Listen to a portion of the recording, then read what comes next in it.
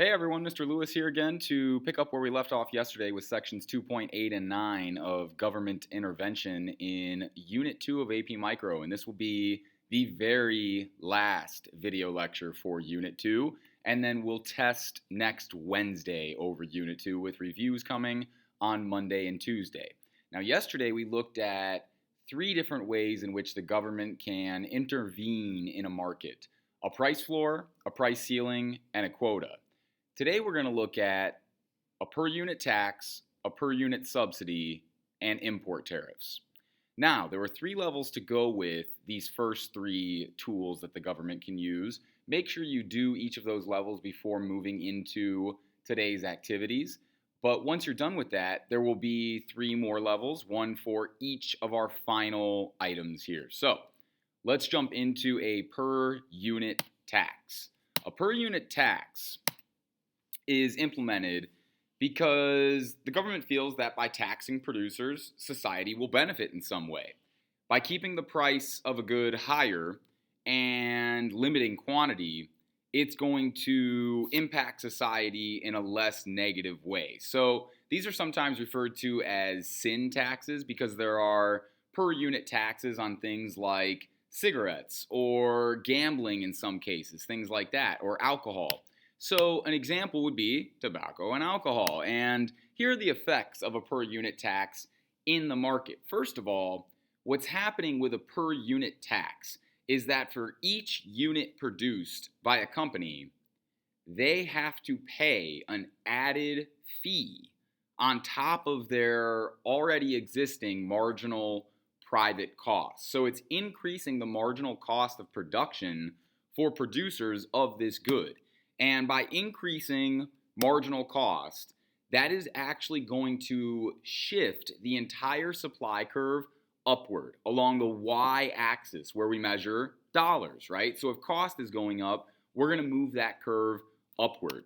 Now, we're going to see a change in the equilibrium price and quantity as a result. The price is going to go up and the quantity is going to go down, meaning there's a higher price paid by consumers. But what we're also going to see is that there's a lower price actually received by sellers. So there's a gap, right? Consumers are paying a higher price, but producers are receiving a lower price. The difference is what is collected by the government, tax revenue. So you can see where sin taxes are more or less implemented around the country. And this is what we call a cartogram map in AP Human Geography. You might remember that. The bigger the state, the more revenue collected from these different types of sin taxes: alcohol, tobacco products, casinos, gaming in some cases. We've seen some states try to pass soda taxes or sugar taxes, they're sometimes referred to as, things like that for sugary drinks. And that has met a lot of headwinds, even just over the border in Illinois. Now, let's take a look at how this plays out in our graph. We've got price and cost on the y-axis and quantity on the x-axis. Here's supply, here's demand. Right now we're at equilibrium and everybody's happy. But this tax will actually shift the entire supply curve upward. Okay, the tax is going to increase marginal cost of production. The tax is being imposed on suppliers, not directly on consumers. Consumers will be affected, but only through suppliers. So the supply curve actually moves up by the distance, or I should say the value of the tax. So because we can measure dollars over here on our y-axis, the amount of money that the government is taxing these producers for each individual unit, remember this is a per unit tax, we can actually use that vertical distance to measure the tax on the y-axis here. The new equilibrium simply represents the new price that's being paid, right? But here's the thing.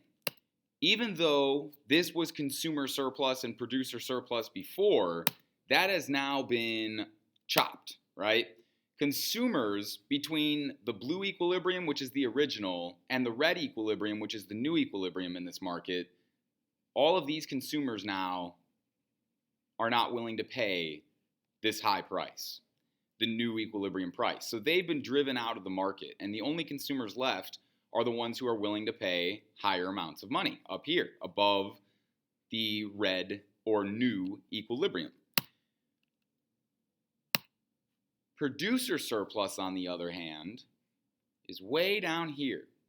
Now you might be asking yourself, and rightfully so, what about this area? So because this is our tax value right here, this vertical distance, that is the same vertical distance as this line right here. These two supply curves are parallel, right? So the vertical distance between any 2 points on these curves is going to be equal. So the tax itself is actually P2 to Pn. That's the tax. So think of it like this. Consumers have to pay this new equilibrium price, right? That is the price that consumers pay, whatever's at equilibrium, or in some cases, whatever the government is enforcing. But in this case, this is the new equilibrium. It is. So that's what consumers are going to pay. But producers have to take that money from this sale, then take out Uncle Sam's cut. They have to deduct the per unit tax. Then P sub n is what they actually end up receiving after the tax. This is what we call the net price received by sellers. Meaning only sellers, producers who are willing to accept this low of a price are going to be left in the market. And that's why all of these producers are driven out. Even though they would take P2, that's not the actual price they're going to end up with because of the tax. So it's only these producers who are left in the market. So there's no surplus or shortage, right? Quantity demanded is equal to quantity supply. That all matches up, as you can see from these two sections of the demand curve and the supply curve, right? They're equal. But we have to consider what's left in the middle here. This portion of what's left in the middle is what the government gets. The tax itself per unit is P2 minus Pn. That's the per unit tax. Well, if we take the per unit tax and multiply it by the number of units being sold, that would give us the total government tax revenue that they're collecting. Okay, this portion over here, as we saw with a price floor and a price ceiling and a quota, any portion of the original market that has been cut off. So what we're saying is that the market really wanted to be at QE, right? But because of this government intervention, the market is now at Q2. There's this gap between where the market wanted to be and where they now are. And so any of this sort of original marketplace and the benefits that were experienced in that original marketplace by consumers, producers, or even the government, that's now gone, right? It's been chopped off. And so that becomes our dead weight loss. The area of this original giant triangle here at the original equilibrium that was consumer surplus on top and producer surplus on bottom, everything that's been cut away from that because of the tax, that is dead weight loss. So that's how a per unit tax will play out. Now let's look at a subsidy. A per unit subsidy is just the opposite. It's going to decrease marginal private cost. It's going to make it easier for producers to make this good. And the logic behind this from the government standpoint is that by subsidizing these particular producers, society will benefit from having more of this good out there. And an example is education. Education is one of the most subsidized goods or services in existence, right? The government provides tons and tons of money each year, not just for public education, but also potentially for college money, right? So the effects of this are a lower marginal cost, a downward shift in the supply curve, which means the price goes down, it's more affordable, and the quantity goes up, it's more accessible. So there's a lower price paid by consumers. That's the key, right? Making it more affordable, whether it's education or another good that's been subsidized pretty heavily is electric cars recently. Well, the idea is that by getting more people into electric cars, it's going to decrease our dependence on oil, right? Or more specifically, potentially foreign oil. So a lower price is paid by consumers, but on the other hand, sellers are actually getting a higher price because we have to think about the subsidy in the middle, and the subsidy in the middle is paid by the government. They're giving this money out, right? So on one hand, we see them collecting tax revenue. On the other, we see them now using tax revenue for what they feel are public goods, or not public goods per se specifically, but a public benefit is what I mean. Public goods are a different thing. We'll talk about that later on. But if they feel something is a public benefit and they want more of it out there, like education and all the benefits that come with education, they may subsidize that good to make it more affordable and accessible for everybody. So again, you can see an example of energy subsidies. That's one of the largest markets that experiences subsidies from the government because energy is something that everybody needs and they want to make it more affordable for people. So a per unit subsidy is going to look like this. We start with our equilibrium, price, and quantity. Consumer surplus on top, producer surplus on bottom. Everybody is happy at this equilibrium, but the government isn't happy, and they feel that they want to make this thing more affordable. They want more of it in the market. Whereas with a per unit tax, they were trying to get less of something in the market, less tobacco, less alcohol, something that they felt contributed to social ills. Well, in this case, these items are contributing to what the government feels they should subsidize because they're benefits, right? So if something is subsidized, the government feels in some way that there's this added benefit and this market isn't doing it justice. So we're going to lower the cost of making this item. We're going to help producers so that there's more of this thing out there and it's cheaper. Because if you're a producer and all of a sudden your marginal private cost goes down by this much, this vertical distance here, well, you're going to be willing to accept lower amounts of money now, right? Every single producer who's getting a chunk of change from the government is going to say, okay, well, I can accept lower amounts of money, lower prices, because the government's taking care of a portion of this. All right, so what's going to happen is we get a new equilibrium, the yellow equilibrium here, and a lower price and a greater quantity. Everything that we wanted to happen with this good because of its social benefits. So the lower price is paid by consumers. Consumers always pay the equilibrium price. However, we have to account for the subsidy. So we take the price, add the subsidy, and that is what producers will actually receive. That's the net price received by sellers. The price plus the per unit subsidy. This entire area here is going to become the cost of the subsidy to the government because we have the subsidy itself, the per unit cost of the subsidy to the government multiplied by Q2, which is the number of units now being sold in this market. And we could measure that total cost of the subsidy to the government as Pn minus P2 multiplied by Q2. Finally, an import tariff.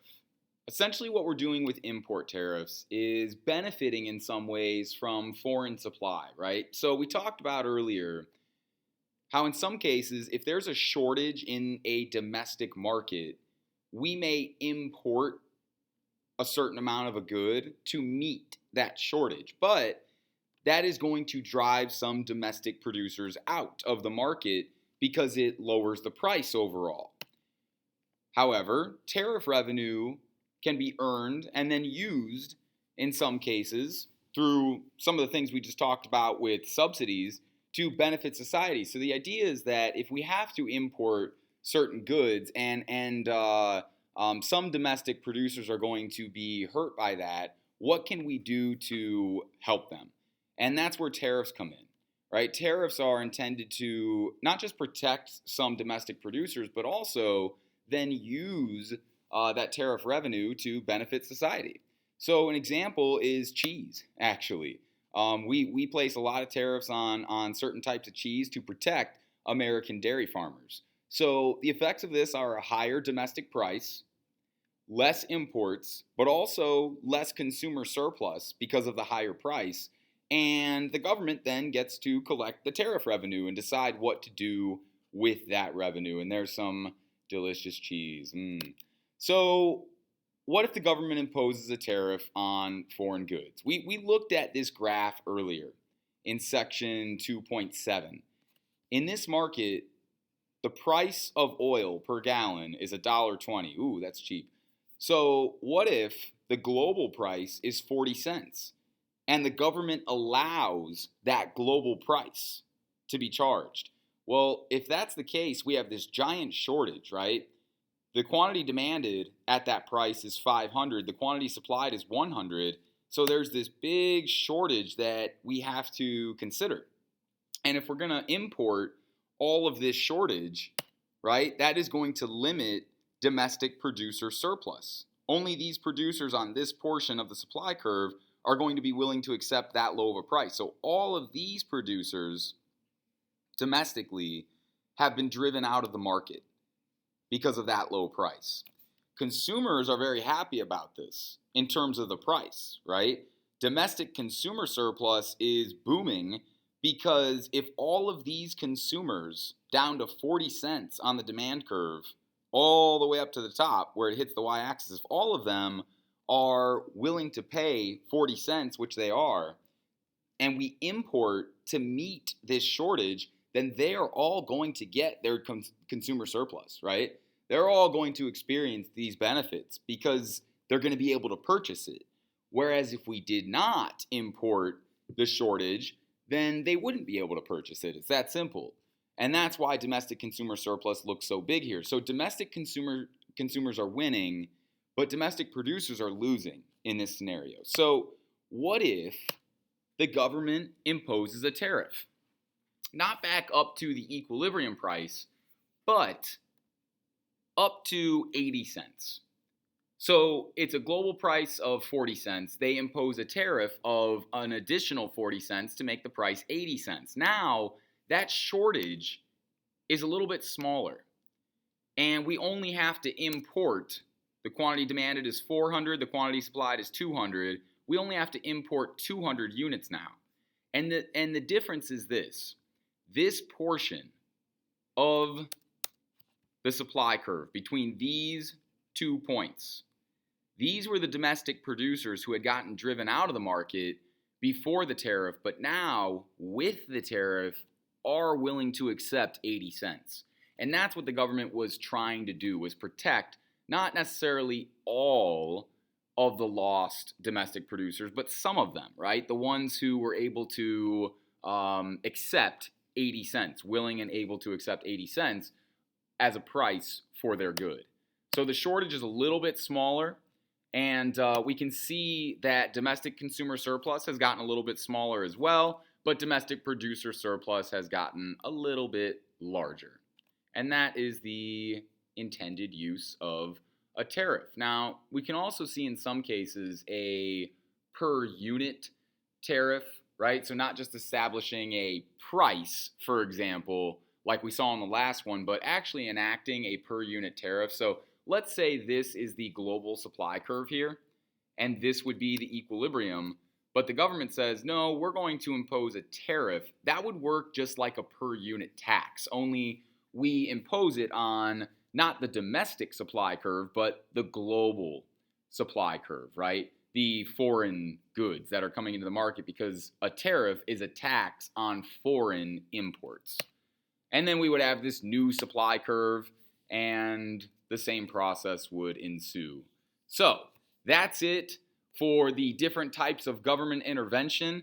There are 3 levels that you need to take care of in Buzz today. And going back to our intro slide here, those 3 levels are per unit tax, per unit subsidy, and tariffs. And if you didn't do the floor, ceiling, or quotas levels yet, please take care of those first, because I think these will make more sense once you work through these ones and apply what we know. And yeah, that's it, you guys. You've got 6 levels to finish up.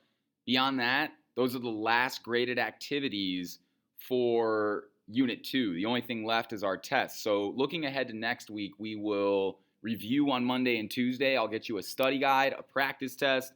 But before we do all of that, wrap up these last 3 level up activities with per unit tax, per unit subsidy, and tariffs, and make sure we have that down pat. And that will enable us to crush our test next Wednesday. All right.